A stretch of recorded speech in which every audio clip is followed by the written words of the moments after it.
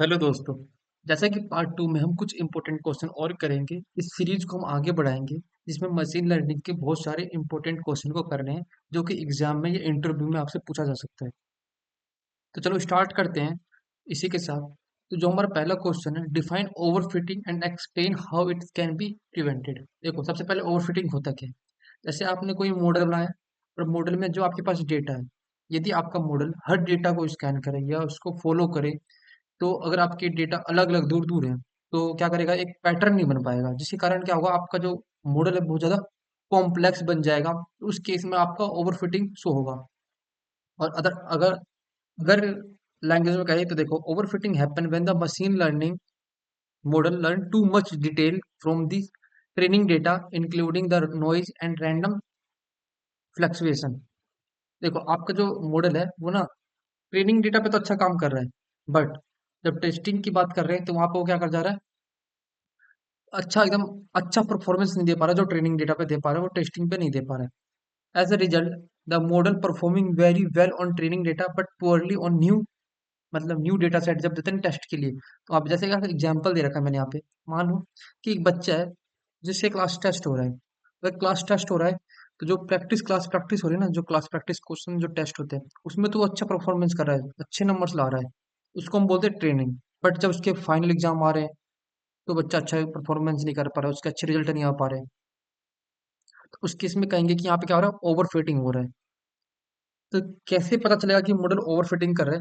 तो sign of जो क्या क्या साइन बताता है हमारे ओवर फिटिंग के, तो पहला क्या है, high accuracy on the training data. अगर ट्रेनिंग डेटा तो बहुत बढ़िया एक्यूरेसी के साथ आएगा तो होगा। Low accuracy on testing validation data and model is too complex.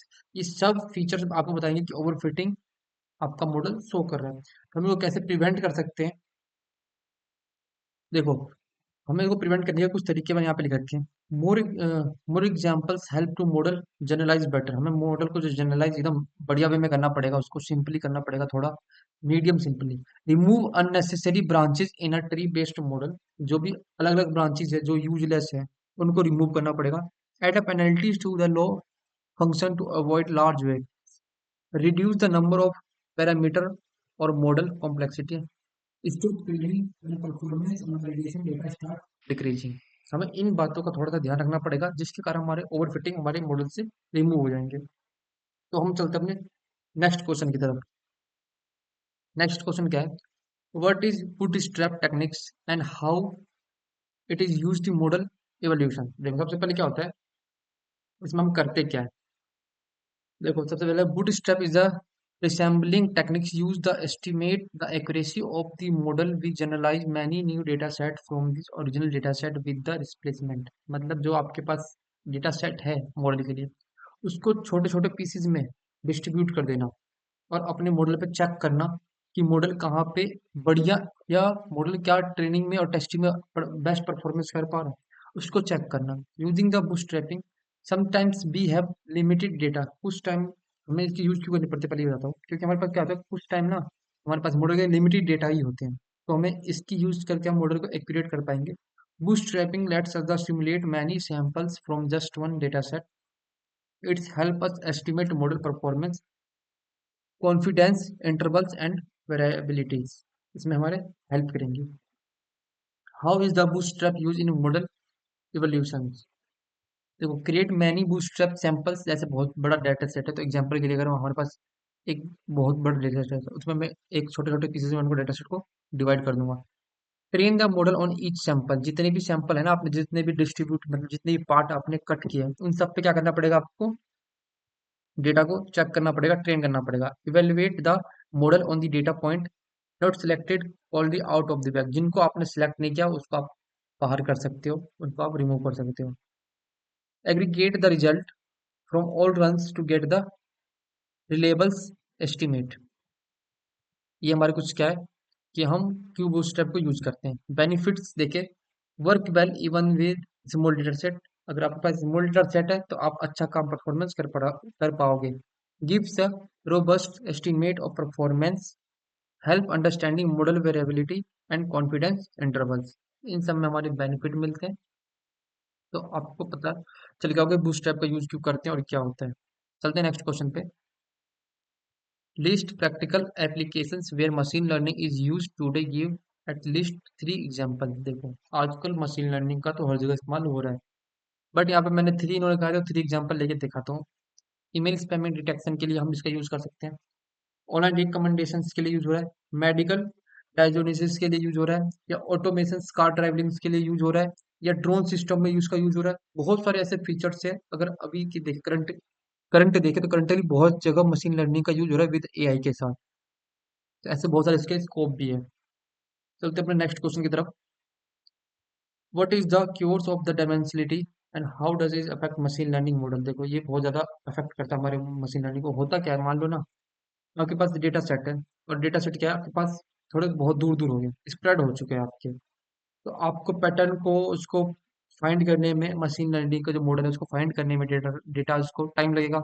जिसके कारण क्या होगा, मशीन लर्निंग की जो टाइम कॉम्प्लेक्सिटी हो इंक्रीज हो जाएगी। तो यहाँ पे आपको वर्ड टू वर्ड समझाता हूँ। The curse of dimensionality refer to the problem that arise when your data set is too many features. मतलब आपके डेटा सेट में बहुत सारे फीचर हो, is called dimensions. As the number of features increasing the data set spreads मतलब spread out, the model find it's harder to learn pattern। मतलब उस model को पैटर्न को रिकॉग्नाइज करने में या उसको लर्न करने में बहुत ज्यादा टाइम लग जाएगा। एग्जाम्पल देता हूँ, एक लाइन है और आपका फ्रेंड किस लाइन में खड़ा है, तो आप अपने फ्रेंड को उस लाइन में, सिंगल लाइन में इजीली ढूंढ लोगे।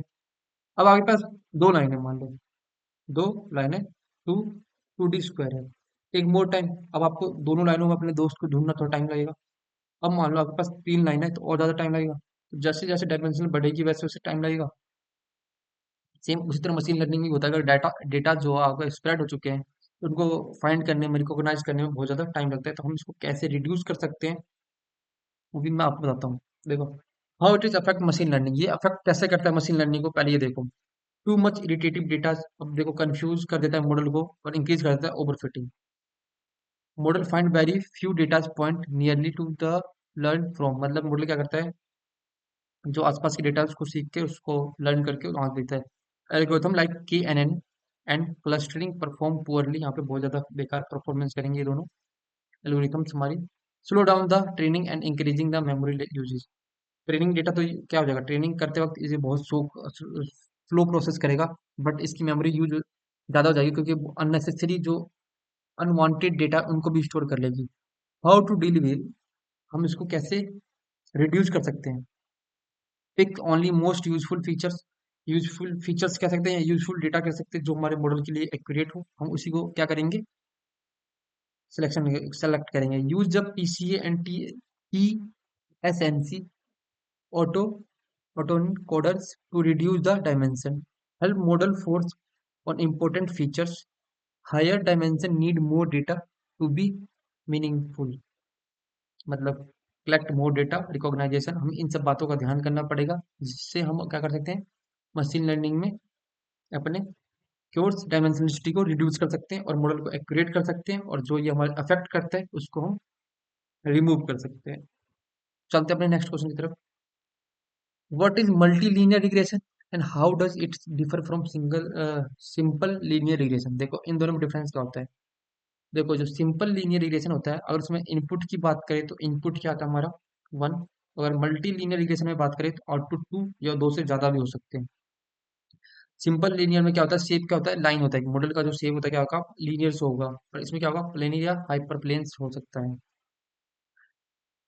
जहाँ पे सिंपली आपके किसी एक बेस पे बता देगा, या प्राइस बेस पे बता देगा, या साइज के बेस पे बता देगा आपको। जैसे मान लो मैंने एक हाउस प्रिडिक्शन के लिए बना रखा है मॉडल, तो आपको प्राइस बेस और साइज, प्राइस बता देगा किसी के बेस पे, साइज के बेस पे बता देगा। बट अगर मल्टी लीनियर रिग्रेशन की बात करें तो वो प्राइस बताएगा किसके बेस पे, साइज, रूम, लोकेशंस, आसपास की जो फैसिलिटीज है सबको ध्यान में रख के बताएगा मल्टी लीनियर रिग्रेशन। उस जो हाउस उसकी प्राइस क्या होनी चाहिए।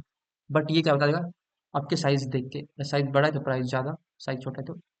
कॉम्प्लेक्सिटी की बात करें तो सिंपल लीनियर में लो होता है और इसमें थोड़ी हाईली होती है। चलते अपने लास्ट क्वेश्चन की तरफ। Explain context of classification. मतलब हमें क्लासिफिकेशन के हेल्प में बताना पड़ेगा बाइस थ्योरम क्या होता है। एक्चुअली आपने 12th क्लास में बाइस थ्योरम पढ़ रखा होगा, क्या होता है, हम क्या प्रिडिक्शन के लिए यूज करते हैं। देखो Bayes theorem is useful use the calculate the probability of an event based on the prior knowledge of related event. It's help us update our belief about something when we got new data. तो actually इसका machine learning में एक probability के तौर पे इसका use होता है कि आपके पास ये डेटाज है, जैसे कि अब मैं बता दूं, आपके पास अगर आ रखा है स्पैम और रिस्क, तो आप उनका यूज करके आप कैलकुलेट कर सकते हैं कि क्या होगा। देखो यहाँ पे बता रखा है probability of A given by B, likelihood, prior या एविडेंस। आप इनका यूज कर सकते हैं अपने एग्जाम में लिखने के लिए। In concept of classification, we use Bayes classification in model like names classification to decide which class a data point most likely belongs. तो आई होप आप लोगों को समझ में आ गया होगा। यदि आप लोगों को 1% भी आपके लिए वीडियो यूजफुल है, तो प्लीज़ इस वीडियो को लाइक कर देना, जिससे हमारा क्या होता है, कॉन्फिडेंस लेवल बिल्ड होता है, और मैं आप लोगों के लिए ऐसे और भी क्वेश्चंस वाले जो वीडियोज है बनाऊंगा, जिससे आप एग्जाम में या आप इंटरव्यू में अच्छा परफॉर्मेंस कर पाओगे। तो थैंक यू।